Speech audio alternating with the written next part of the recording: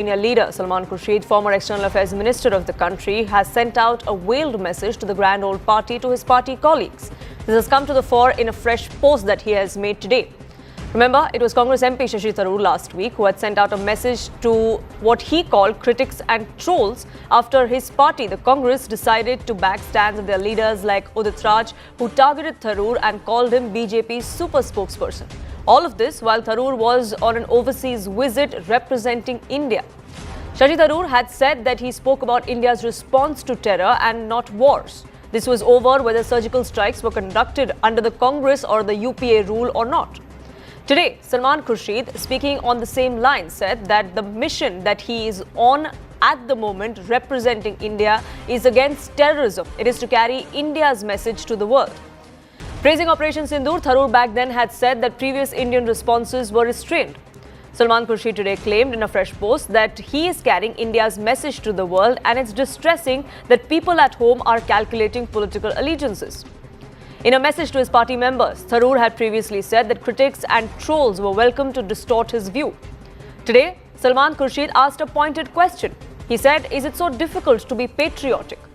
Listen in to how both Congress leaders, MP Shashi Tharoor and former External Affairs Minister Salman Khurshid, showed the world and to their own party colleagues that it was India first for them, not their allegiance to the Grand Old Party. People are saying, he's supporting so-and-so, he's not supporting so-and-so, they are supporting the government, etc. I have come here to oppose the government of India. I mean, if I wanted to do that, I would stay at home. I have come here to speak for India, whoever speaks for India.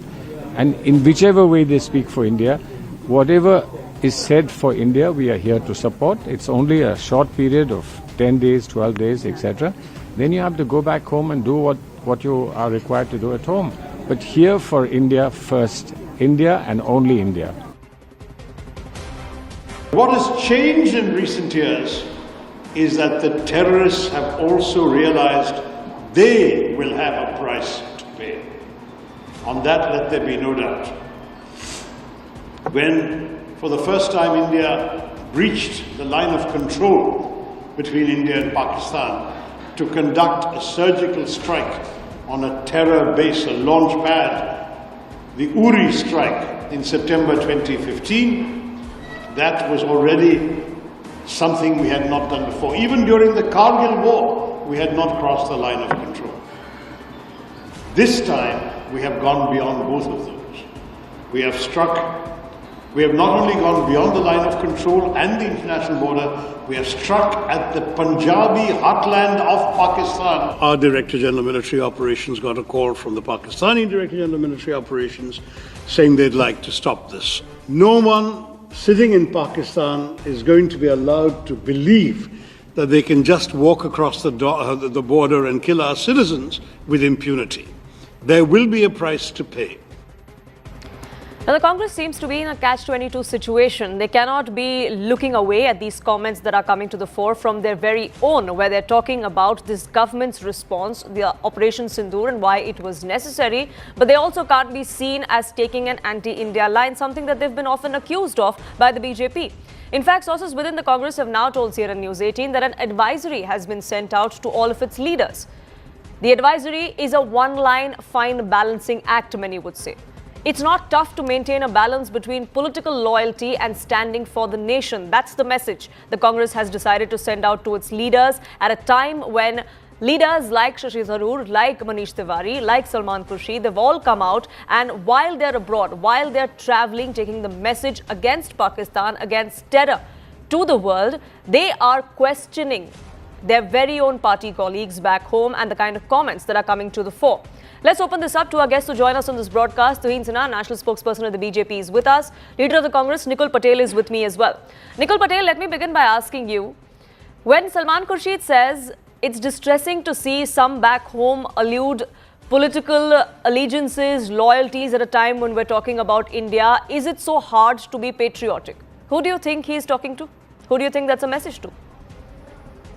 See, Salman Khurshid ji, I heard his speech and he was very clear that at present they are going as a India and they are fighting against terrorism, and they are as a part of India, and Jammu and Kashmir is the key place where everything is happening, and they want to send a clear message to the Pakistan that see fine whatever at home we are, but when it comes to India we are all together. And I think that this is a real congressman spirit who used to reflect at the national platform. That definitely is Shashi Tharoor's spirit, and like you said, perhaps a true congressman spirit. But is that something the Congress top brass believes? Because just last week when Shashi Tharoor made a similar comment, we had Pawan Khera put out a veiled jibe and talk about the kind of hypocrisy. To which Shashi Tharoor said that I don't have to listen to critics or trolls. Now we have Salman Khurshid say something similar. So is this message then to the Congress top brass, to the Congress party leaders, spokespersons who've been coming out and questioning the entire exercise at all? I think both our leaders, that is Shashi Tharoor ji and Salman Khurshid ji, are from Congress, and they are the congressmen representing there and speaking something. So I think if a congressman is speaking, then it may be the word of entire Congress, and that is how it reflects. See, that is what you must also try to understand, that what feeling the Congress is having for the country through their representatives who are right now the part of the delegation which is moving to different countries to against terrorism.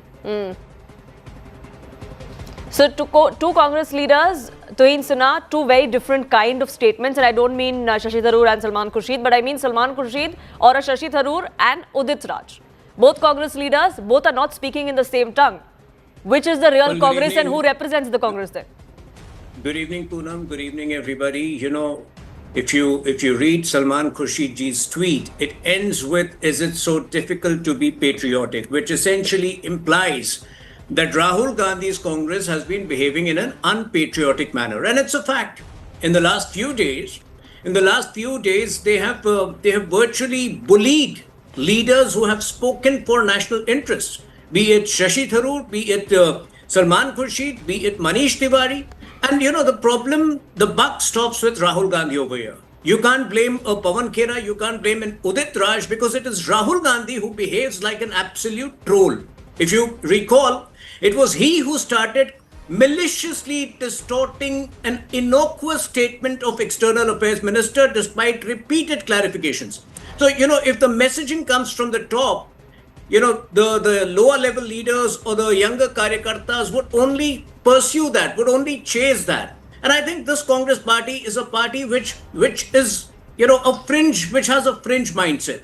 Manish Tiwari very categorically explained that it was the DGMO of Pakistan who called up the DGMO of India, and that is how the truce happened. No third party was involved. On the same day, you had, you know, the local leaders in the country, you know, you had Congress leaders contradicting him.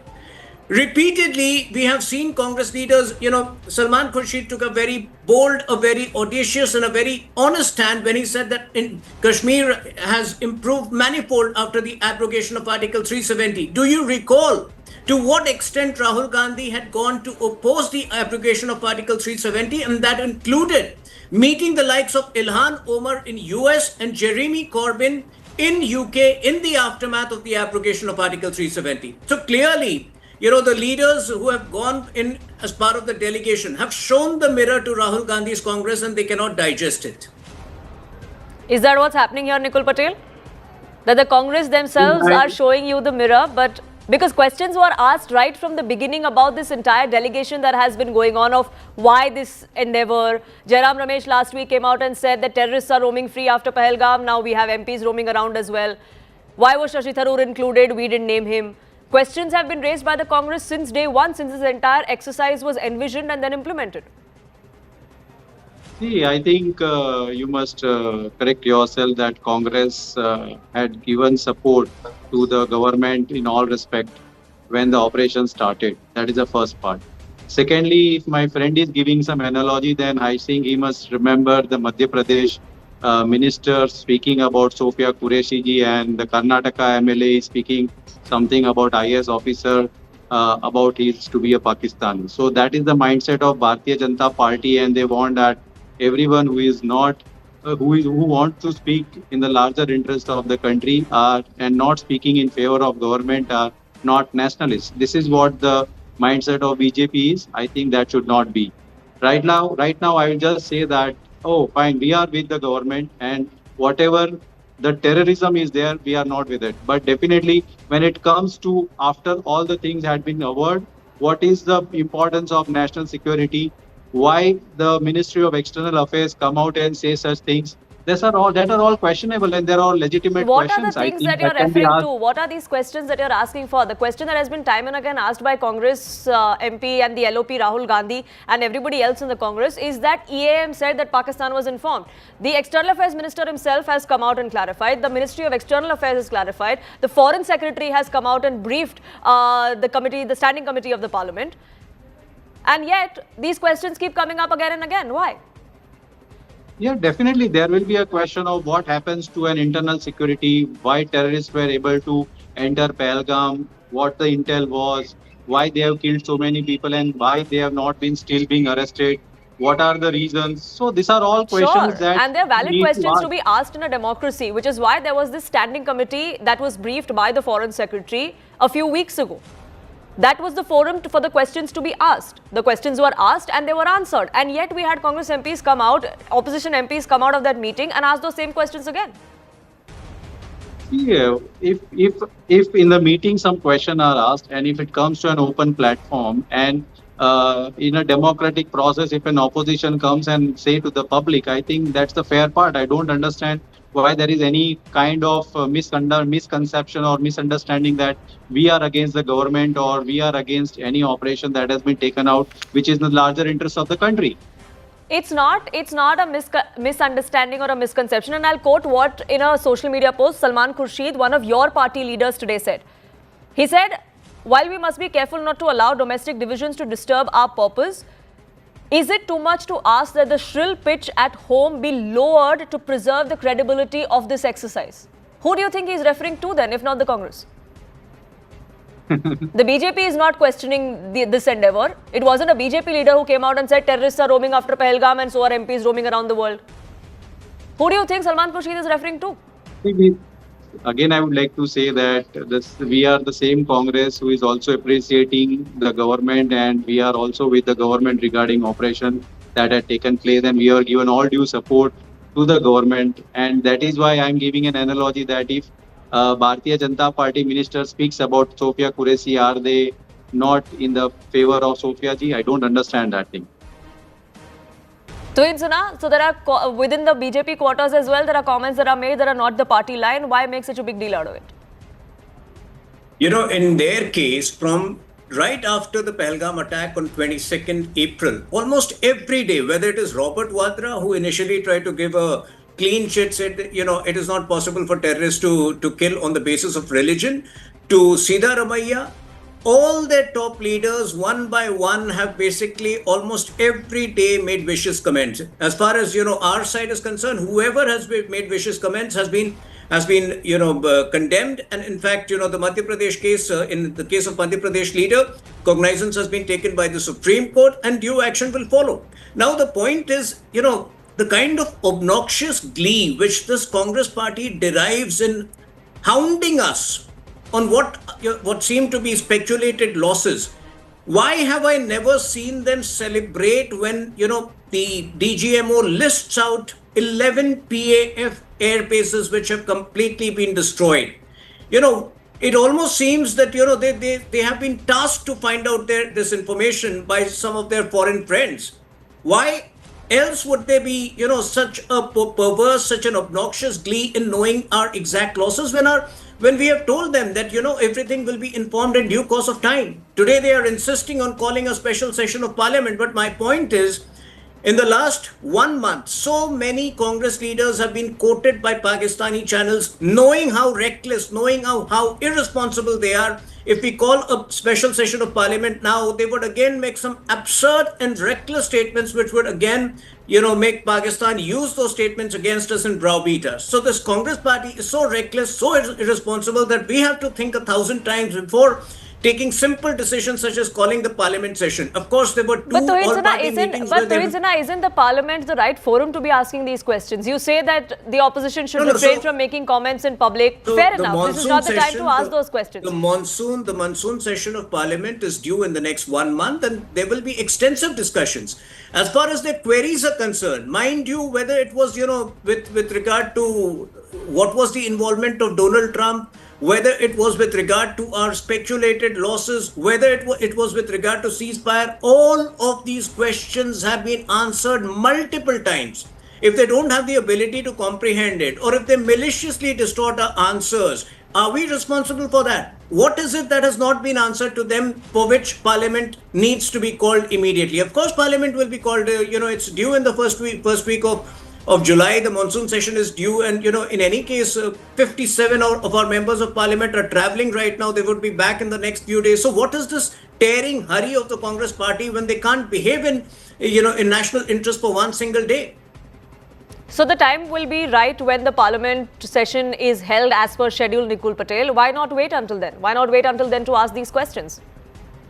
See, if you see, that is a constitutional right that if few members of the House sign and put a request to the government, then they can take a look on it, whether they want to call it or not. That is their prerogative right to call the House or not. But our part is that we need that it should be called for, and that is why we need it, and that is what our thing that we want to discuss on the floor of the House. If Bharatiya Janata Party want to discuss the emergency happened some way years back, and for that it was called a parliament, and why not for today's what we feel that it should be called for.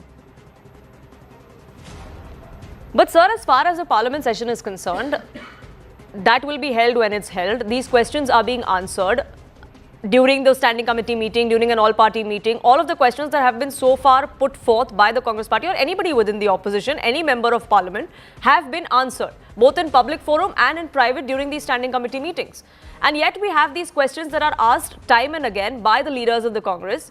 And if you say that there's nothing wrong in what Salman Khurshid or Manish Tiwari or Shashi Tharoor are saying, why is it that the Congress is advising its leaders to maintain restraint then? Isn't that in itself counterproductive? See, productive or unproductive, I think that will again be evaluated once the government calls the parliament session. And in that, when the agenda will be moved and everyone will discuss on it, and what outcome will be that entire people will see and it will come to records.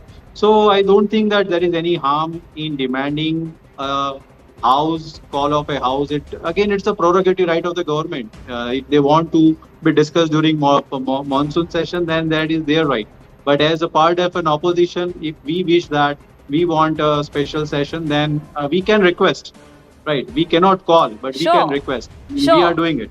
And the opposition has been requesting that. The government has said wait for the monsoon session to start, which will happen in a few weeks from now. So why the tearing hurry? And at that time, you haven't answered my question. When Congress leaders are making comments about why there's politics back home and why there are motives that are being attributed to their stance or to their loyalties, why is the Congress then trying to be and tell them that, try and maintain restraint? Why is the Congress doing that? Yeah, I would like to answer your question in the way that, see, when you compare a particular thing, then you'll have a different perspective in it. And when those perspectives are guided in a different way, you will see a different view on it. But definitely our perspective is in the larger interest of the nation, where we want to highlight the things about what happened, what were the failures, what can be done, and especially to matter related to our internal security, cross-border terrorism, and all those things which are needed for the country that we would like to discuss. And our leaders, definitely, if putting some questions to the government, then it's a part of the government to reply or not. But we have due rights to ask questions, and we will, as a part of opposition and the country where we are enjoying a good democratic environment. So this is in interest of democracy, Tuhin Sinha, that questions must be asked by the opposition. Why are you not letting democracy thrive in this country? the Congress Party President Kharge has derided the achievements of India by calling it a chut-put youth. Most of the top leaders of the Congress Party have been quoted by Pakistani channels in the last few weeks to browbeat us internationally. In this delicate time, we feel that this present Congress Party is not responsible enough to be trusted with a special session of parliament. They will once again make reckless statements which will be used by Pakistan internationally against us. And while our teams are delegations abroad are halfway through and they will be returning in the next few days. Pakistani delegations are just starting their tour across the world. In this situation, given the dubious temperament of this Congress party, we cannot trust a parliament session. Having said that, all senior leaders of the Congress party have been briefed twice over in all party meetings. Rahul Gandhi has complete access to the Home Minister. In fact, he had called up the Home Minister, which we appreciated immediately after the Pahalgam attack. He has every right to call up our senior leaders and to gain information, but by maliciously distorting information and spreading the falsehood about EAM statement at a time when our diplomatic missions were going abroad, Rahul Gandhi once again indulged in perfidy. He indulged in breach of faith, and such a party cannot be trusted right now. Trusted or not, and it's not just the BJP, many within the Congress like Salman Khurshid too are raising that questions, but I have to leave it there. I thank you both gentlemen for joining us here on this edition. The politics on this exercise on Operation Sindoor and what the government's response has been continues back home. It's only going to escalate as we head towards the monsoon session of Parliament. But we are shifting focus now and we want to move our focus towards Bangladesh and what has been transpiring in the Indian subcontinent. Democracy seems to be completely stifled under the interim government in Bangladesh that's headed by Mohammad Yunus. Remember, he was in Japan just a few days ago. Even as pressure is growing on him internally, accountability needs to be fixed. Mohammad Yunus seems to be shying away from it. But here's what has transpired meanwhile. Bangladesh's International Crimes Tribunal has indicted former Prime Minister Sheikh Hasina and two others on several charges, including mass murder for their alleged role in the violent crackdown on student-led protests last year. The same protests that prompted the ouster of Sheikh Hasina that ended her 15-year regime. A Prime Minister under whom democracy had thrived has now been indicted. Now, contrast that to a radical party, the Jamaat-e-Islami, which was banned last year in the wake of protests, has now been legalized. They could be contesting elections as well if it were to be left to the chief advisor of the interim government, Mohammad Yunus. Bangladesh's new banknotes, meanwhile, have replaced the portrait of the nation's founding father, Sheikh Mujibur Rahman. Images of Hindu and Buddhist temples now are in place on those notes. Natural landscape, traditional landmarks of Bangladesh are all a part of that, but the founding father is missing. It's like for you and me in India, our currency notes not having Mahatma Gandhi on it. Bangladesh is undermining its liberation movement of the 1971, the bloody movement that eventually led to the independence of Bangladesh. It has gone to list radical Jamaat as a political party once again. And when elections are held, if it were to be Mohammad Yunus's decision, perhaps next year, then Jamaat-e-Islami, a radical party known for its terror links, known for pushing radicalism, extremism into India as well, they could be given a platform, made a stakeholder in the entire political process as well. In another move, the Yunus-led government has throttled freedom of speech. They've shut down the website of Awami League, has allowed Jamaat-e-Islami, which allegedly colludes with terror groups, like I said, have a free run in Bangladesh. So what exactly is transpiring in Bangladesh? Is Mohammad Yunus, who is under pressure from political parties, from the army chief there, is he taking Bangladesh down with him? That's a question many are asking. In fact, we have some news now coming in from Bangladesh on this. The head of the interim government, Mohammad Yunus, in fact, has held a key meeting with several political parties. At least 20 political parties were in attendance, is what we're now learning. Most of these parties have told Mohammad Yunus that they want elections soon. They want it by the end of this year. Kamalika, my colleague, now joins us, getting us more details. Kamalika, up until now, it was only the army chief and the BNP, the major political party, that wanted elections by December. Yunus, in fact, had made a comment last week as well, saying that there are only political motives of one party that wants elections. But now it looks like other stakeholders want the same too. Yeah, that is very interesting, and that is what the latest development that is coming from Bangladesh right now, because right now there has been, in today's entire day, there has been a meeting which the Yunus took the meeting with more than 20 political parties. It was regarding the July proclamation, that means reforms and whatever they are doing in their government. And along with that, definitely election came into the picture, because most of the political party, what our sources tells us, most of the political parties, they have also given an ultimatum to Yunus that come what may, December, they should come up with a date. And that should be at the earliest, that should be at the December. Till now, Jamaat was also in that there will be reforms and then there will be election. But today what we came to know, that even Jamaat has said that the election will be at the earliest. BNP, the front runner in this, has stressed that the election, come what may, by December he has to declare the date. Only the National Citizen Party, the NCP party, which is like Nahid Islam is the leader, they are saying that reform first, but apart from them, most of the parties, that's what our sources are saying, that they have demanded election by December. Now, definitely clear that the pressure is mounting on Yunus, number one. Number two, Jamaat, like we know, there has a change in the note of Bangladesh, the rupee, the note currency, and Mujib's photo has been removed and Buddhist temple photo has been incorporated. What we are coming to know, that Jamaat will raise this issue, that why Buddhist temple, why masjid has been removed. That's what they are saying, that tomorrow also this meeting will continue. That's what we are getting. So situation remains to be volatile in Bangladesh. Now, these reforms, Komalika, that Mohammad Yunus or his alliance partners in this particular case, somebody who has been wanting him to stay on the NCP, like you was pointing out, what are these reforms that they're talking about? Is there a timeline? Is there something specific? Is there a plan that they have in place? That is only not clear. What does they mean, reform? Reform means whatever system that was there placed by Sheikh Hasina, they want to remove all those systems.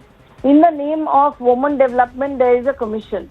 But what we are coming to know from the sources, whatever suggestions that has been given by that women commission, all of those suggestions are not being taken. Rather, those women commission people who actually came up, women who came up with such suggestions, they have been threatened. So Bangladesh, in one sense, in a section of Bangladesh, is fundamentalist, and they are, taking over the seat. Number two, the reforms was also that entire revamp of the election commission, entire revamp of the election structure. So also they want to change the constitution at times. That has also been there. They are saying that there is a revolution in July, according to them, and they want to build up a new Bangladesh. So how long this reform will take place, that apart from Mohammad Yunus, nobody knows. But the party which is there, like BNP, also Jamaat, they want a time frame. Why Yunus is not giving a time frame is a big question.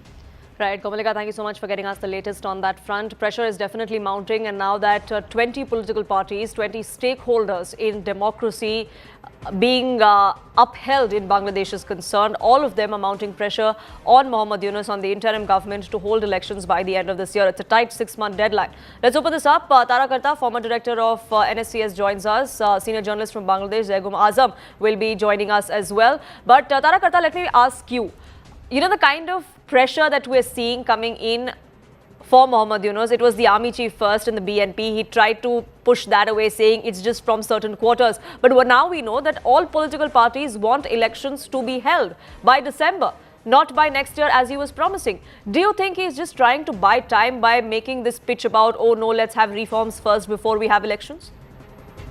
I mean, obviously, that's been pretty clear for some time, that he has no desire to quit his post.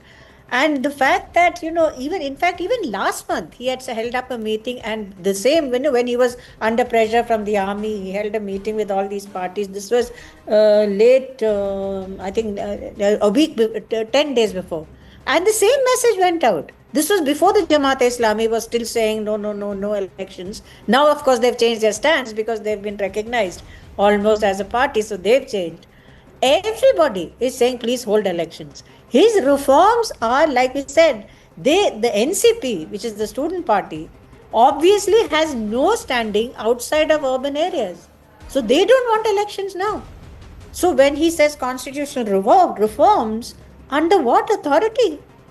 It's unbelievable. You can't have a constitution change without a democratic system in place. Then you talk about it, you have a parliamentary committee, and then you change a constitution. Not like this. So obviously, he is desperate to stay on. And these reforms that he keeps talking of, there is no timeline, there is no plan, there is no vision of what it could look like. At that time, we are seeing the kind of decisions that are being taken. One, to ban the website of the Awami League, to try and take them out of the electoral process, give a free hand to organizations like the Jamaat-e-Islami. That's something that should be worrying India. How should India be looking at this?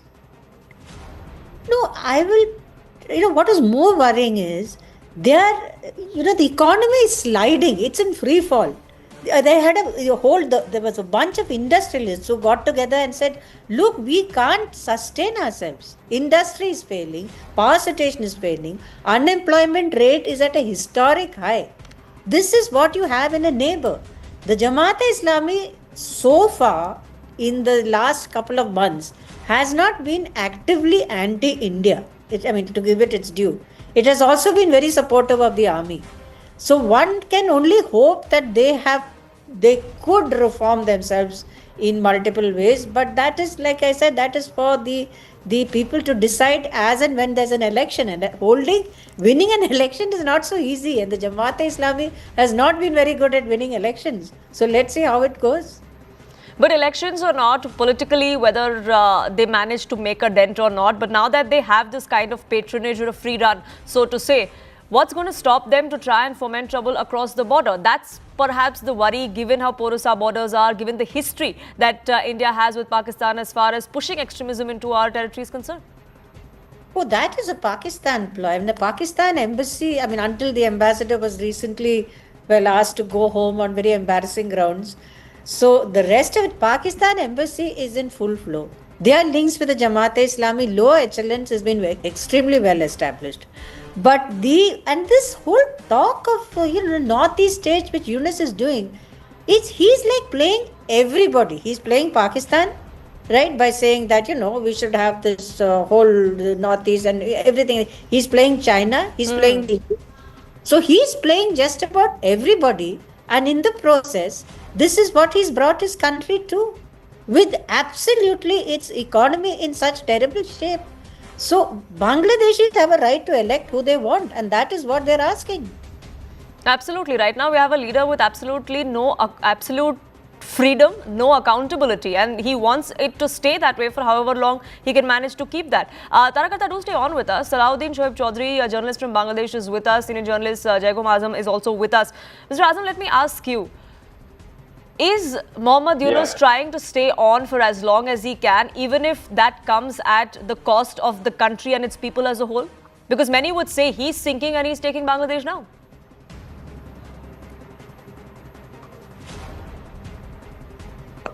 Mr. Azam? As far as I think that he's still not planning to give any election, because all the political parties are asking for election, but he is not planning to give any dates. The major political parties have always demanding that he should be giving the election by December, but Professor Yunus is yet to decide whether he can go for the election by December. Probably he's having some allies who is working with him and who is also forming the NCP, who is also forming a political party. So that is the major reason probably he's not announcing any election date. So then what happens next? For how long do the political parties and the people of Bangladesh wait for an election, wait for democracy to finally take place? I think that people are getting impatient, because you are seeing if you've seen the latest political development in Bangladesh, then you will see that people are now asking when will the election, in a more firm voice. Because earlier it was that I'm trying to reform Bangladesh and all those things are happening. But of late, this is not going to the people. I mean that a few reforms that he tried to establish did not go well with the people of Bangladesh. Like I can say that he had that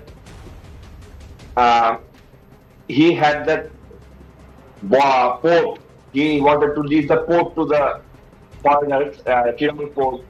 all those things, these are not going well with the people. So they are now getting impatient. I think that by December there will be a real voice raised against him by BNP, the major political party, for an election, so that he has to get the election. And Mr. Chaudhary, if there is no giving in as far as Mohammad Yunus is concerned, will the army then take over? Is there a military coup in the offing in Bangladesh? Thank you very much. First of all, I'd like to tell that Yunus is playing the ISI playbook. He is trying to destroy the democracy and democratic institutions in this country. He's not going to hold election even in next 10 years because, as I said, he's just following the Pakistani ISI's playbook. Now, as you asked that if there is a possibility of a military coup, I'd say no, there is no possibility of a military coup because Yunus is not a government. Yunus is an illegal regime. So to remove this illegal regime, which is conspiring against the sovereignty of Bangladesh, independence of Bangladesh, and which is also conspiring against Bangladesh's good neighbor, India. So I think there will be a military action against Yunus very soon. As you know, that from the 7th of this month, we are going to have a high holiday for Eid. And immediately after the Eid, there is going to be a military action against Yunus because there is no other option left with General Waqar-e-Zaman, the army chief of Bangladesh, other than removing Yunus. And for your very kind information, Yunus is a foreign passport holder, he's a foreign mercenary, and 14 advisors in his so-called regime are all our foreign passport holders. Even Yunus appointed an American citizen as the national security advisor of Bangladesh, which is absolutely illegal. He is trying to give corridor to Arakan army, and he is trying to lease out our Chittagong port to American companies. He is trying to sell St. Martin Island. Actually, Yunus is trying to sell Bangladesh as a whole and turn this country into the launch pad of transnational proxy war. So for Bangladesh army, the only option left now for to take military action, not coup, and remove Yunus and arrest them, and arrest Indus and his cronies, all foreign mercenaries, and take due course of action in the military court against them. This is the only option left for. But would that not perhaps prompt another crisis in Bangladesh? Would that not lead to another phase of uncertainty, perhaps? Is that a worry? Not at all, because Yunus is the crisis. Yunus is the problem, and he, as long as he stays, it will create more and more and more and more problems for Bangladesh. Now, for your kind information, my army, Bangladesh Armed Forces, they are talking about democracy, restoring democracy, and Yunus is talking about killing democracy. So this is the army taking action against the anti-democratic element, a monster, a foreign mercenary. So I don't see any problems. And again, if you're talking about, or if you're indicating that America can take some action, we don't care about America at all, because you know, in the global south now India is strong country. China will be also joining India. Russia has already joined. So we don't care what America does.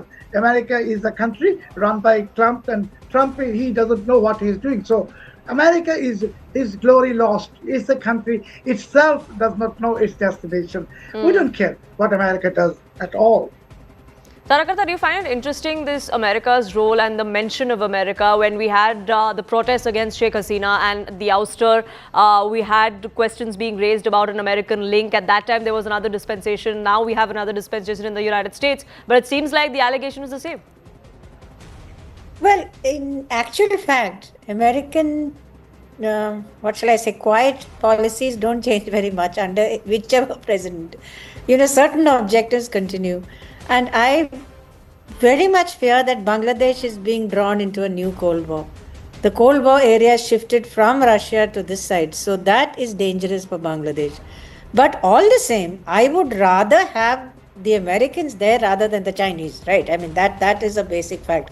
But I would, if I can just respond to what the gentleman said, I mean, they are lucky they have such a mature army chief. The army chief has been the one stable force in Bangladesh. So, and I think since all three of them have gone to Hajj, I think the army chief, Navy, Air Force, they've all gone. So I don't see there's anything immediately that's going to happen in the near future.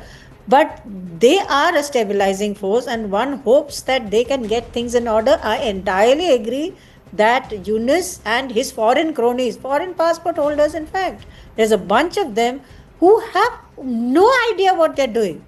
I mean, give it over to established political parties, the BNP, even the Jamaat-e-Islami at least is a political party. If it has some kind of, organization, even that is better than what this man is doing. And that is what he was supposed to do. He seems to have forgotten that he is the head of an interim government, that his position there was supposed to be temporary. It's been almost a year now, at least 10 months, that he's been there and in no hurry to leave. But we really hope that he gets the message, the pressure mounts on him to finally make way and for democracy to thrive. I thank you all for joining us here on The Right Stand and sharing your perspective. We're shifting focus now from our eastern frontier to India's western frontier, and that's with Pakistan. India's water strike continues to choke Pakistan. Remember, India had put the Indus Waters Treaty in abeyance after the Pahalgam attack. China has now come up with a veiled threat. A senior Chinese policy advisor has sent out a warning: don't do to others what cannot be done to you. But by making such a statement, there is a hint at what Beijing could do. Do they have strategic advantage over the Brahmaputra, a river that's critical to India?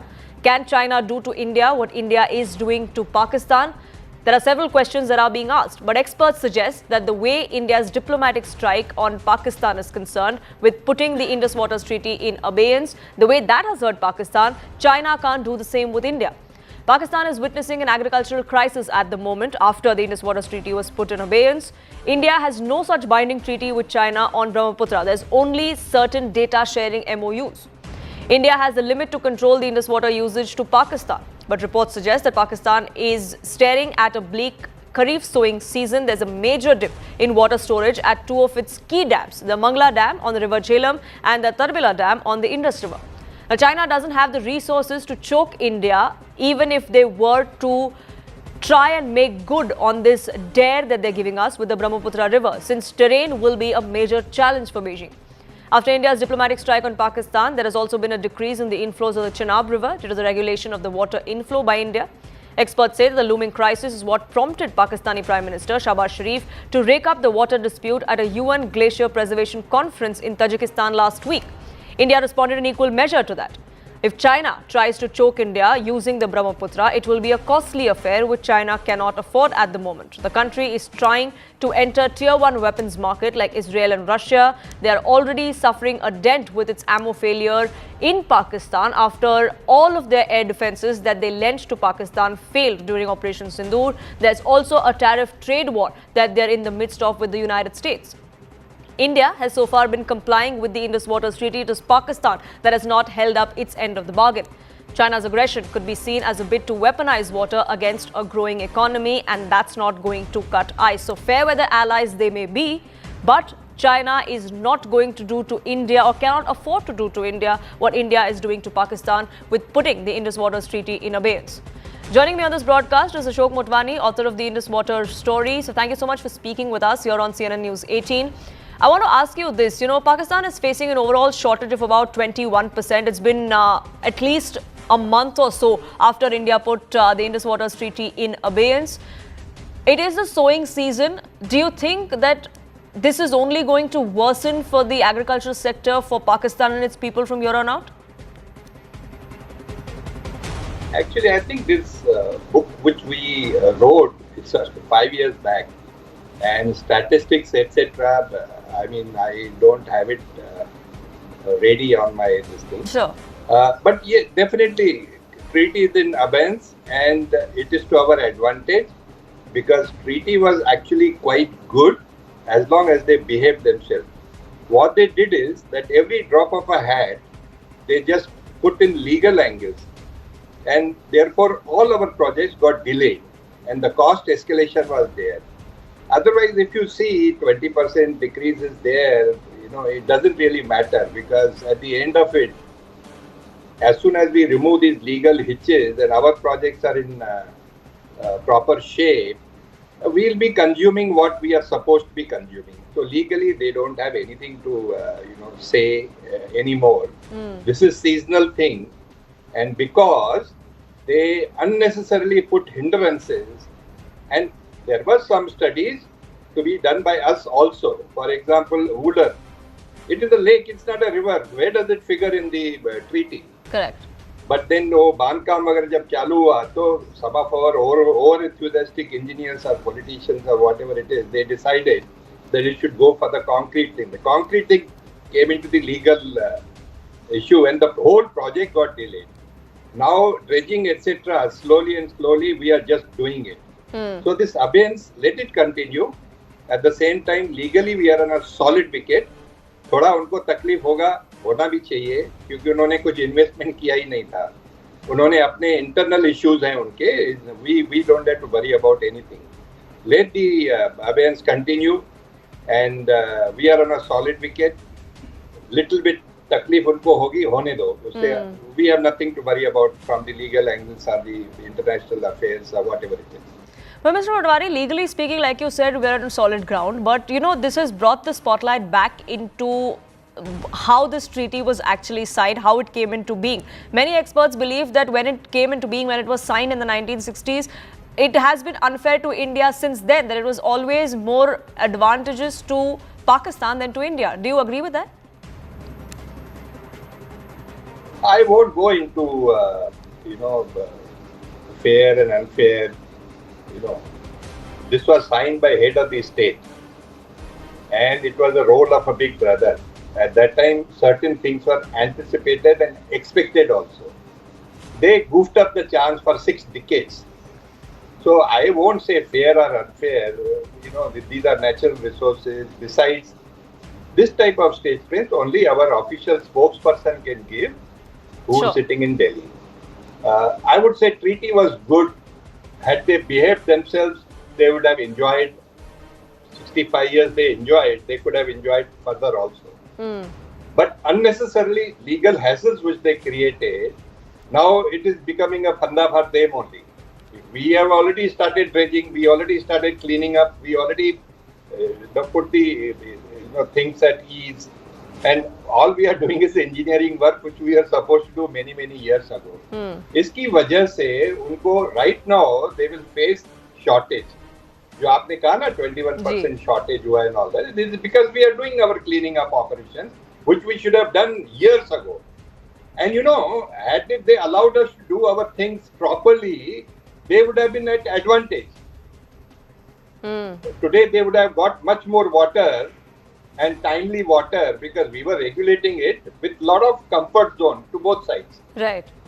Abhi, they have given us a golden opportunity. We should use that opportunity to our advantage, clean up the things, do the dredging. And that's exactly what we're doing. We're also trying to, take forward the projects that were delayed, like you were pointing out. But I want to ask you this, Mr. Motwani, before I let you go, that, there are several questions or doubts or concerns that are being raised since China and Pakistan are fair weather allies, if China can do the same to India that India has been doing to Pakistan, since China has strategic leverage over Brahmaputra. Do you think that's plausible? Frankly, whatever study we have done, it's a non-issue. Maybe media or some mischief mongers, they are unnecessarily raising these things. अरे वो कर देंगे, ऐसा कर देंगे, वैसा कर देंगे, वो लोग हमारा उनका political way. These are only media statements. But again, I would say these are very official things. It may not be proper for us to make these statements. All I can say is there is nothing to worry. वो क्या करेगा, ये क्या करेगा, ऐसा कुछ भी नहीं है. कोई कुछ नहीं करेगा. Let us do our work, which we are doing legally. Correct. हम कौन सा उनसे केसेस में हारे हुए हैं कि we should worry about कि ऐसा नहीं करेंगे तो वो लोग ऐसा कर देंगे. Frankly, I am not worried. I don't think technically it's feasible what we are being threatened with. कि वो उनका फ्रेंडशिप है, वो हमारे को ऐसा कर देंगे. ऐसा कुछ भी नहीं होगा मेरे हिसाब से. Ashok Motwani, I have to leave it there. Thank you so much for speaking with us here on CNN News 18. Now, before I wrap up this edition of The Right Stand, a quick look at what transpired between Russia and Ukraine over the weekend. There was a drone strike. Operation Spiderweb was launched by Ukraine against Russia.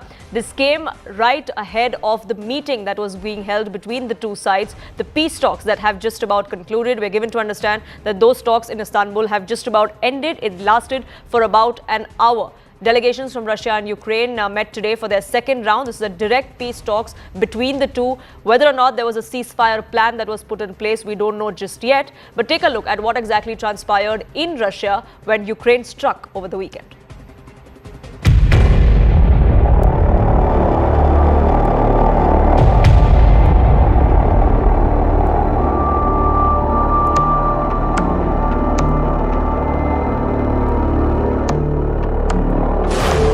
A shocking strike, a calculated message, and a game-changing move.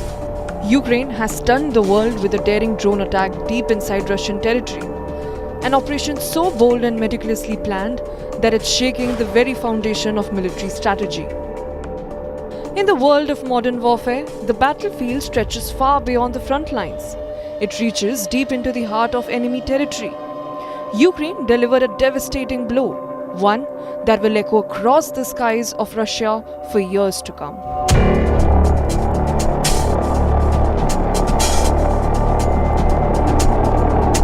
Ukraine launched its most daring drone strike yet, Operation Spider's Web, a strike that crippled Russia's air force and shook the very foundation of Moscow's military might. Ukraine attacked Russia deep with 117 drones, leading to tangible losses for Russia that it has justifiably earned.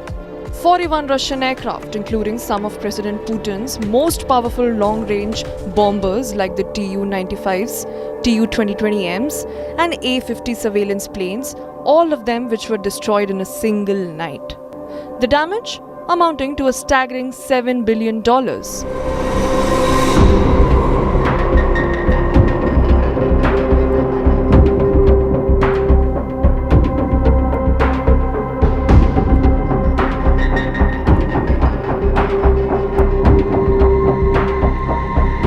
How did they do it? Ukraine pulled off its operation using first-person view drones. These small but deadly devices were hidden under the roofs of wooden cabins. The cabins were loaded onto trucks and crossed into Russian territory undetected. Once the trucks were positioned near key Russian air bases, the plan unfolded. Ukrainian operatives remotely triggered the release of the drones. On cue, these silent predators flew out, low, fast and precise, striking Russia's air power where it was most vulnerable. The low-altitude FPV drones delivered a devastating blow, destroying over 40 Russian aircraft at 5 air bases. But it wasn't just the loss of planes. The very strategic balance of power in the region was thrown into chaos. Russian forces were caught off guard, unable to defend against the unpredictability of these low-cost and highly effective attacks. Ukraine's SBU, its secret service, oversaw the entire operation, working in close coordination with President Zelensky. Every detail and every move was calculated to the T.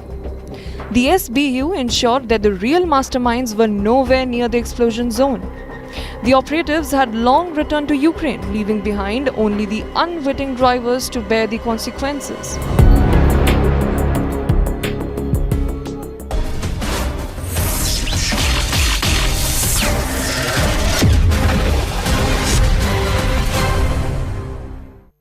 Co-presented by This is News 18 Network.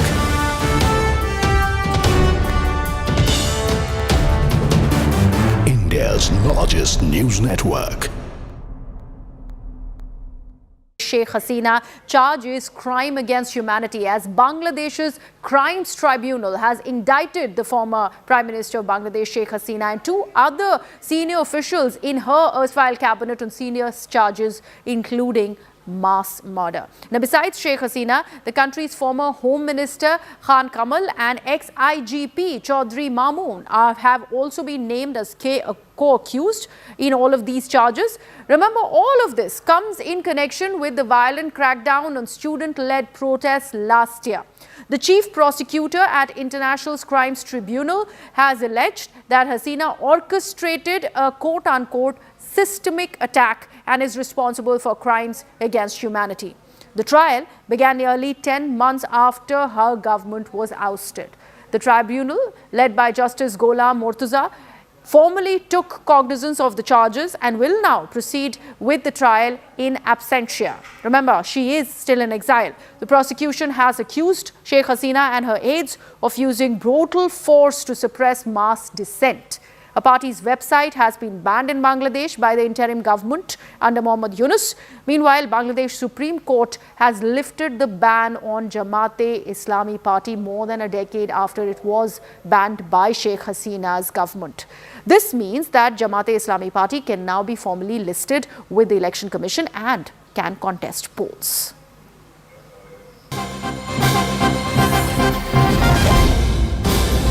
Okay, another development that we're learning of that has come from Bangladesh is as new banknotes in Bangladesh have been replaced, have replaced the portrait of the nation's founding father, Sheikh Mujibur Rahman. That is something that has never been happened before.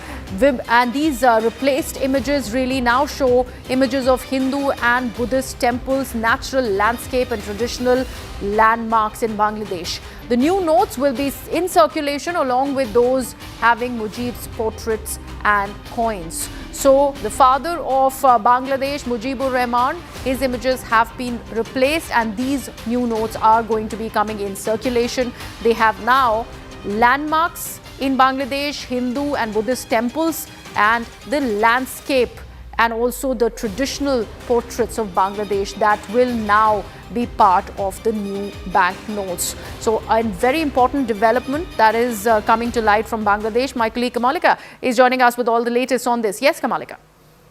Yes, there are various developments in Bangladesh, and the major development is, you pointed out, that number one, Sheikh Mujibur Rahman's photo that has been removed from the notes. That is a very vital development. Along with that, for the history, for the first time in the history of Bangladesh, rather in the international history, yesterday on Sunday, the entire hearing of Sheikh Hasina and her aides took place in Bangladesh in that court, and that went live, where the prosecutors have placed that more than 1,400 people died in 2 months in that July revolution, what they say, and all these deaths are because of Sheikh Hasina.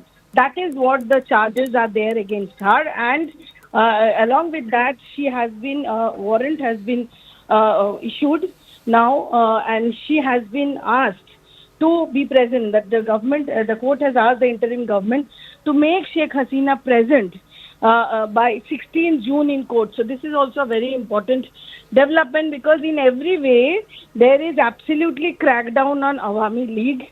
That is quite clear. That party has been banned there. Not only that, the website has also been banned, and now the entire judiciary, entire trial and everything, all these cases against Hasina, they are trying to actually gag Awami League in every way, and definitely Sheikh Hasina, not only Sheikh Hasina, her close aide, as you pointed out. So situation, because in one hand, the situation is tense, because it is not that interim government is getting a huge support from the people out there. There is a section of people who supports this new party and Yunus, but there is a major section who wants election. Yes. Now, Yunus is not interested in election by December.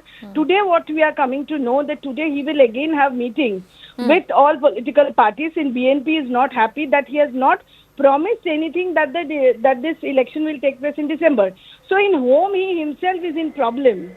That is why one section of experts who deal with the dynamics of the Bangladesh tells us that is why, they want to actually shift the focus on the Hasina, and that's why for the first time such a live show was made. Right. Thank you so much for that, Kamalika. This is News 18 Network.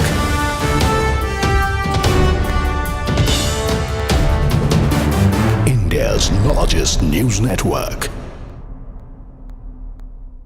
Sheikh Hasina charges crime against humanity as Bangladesh's Crimes Tribunal has indicted the former Prime Minister of Bangladesh, Sheikh Hasina, and 2 other senior officials in her erstwhile cabinet on senior charges, including mass murder. Now, besides Sheikh Hasina, the country's former Home Minister Khan Kamal and ex-IGP Chaudhry Mamoon have also been named as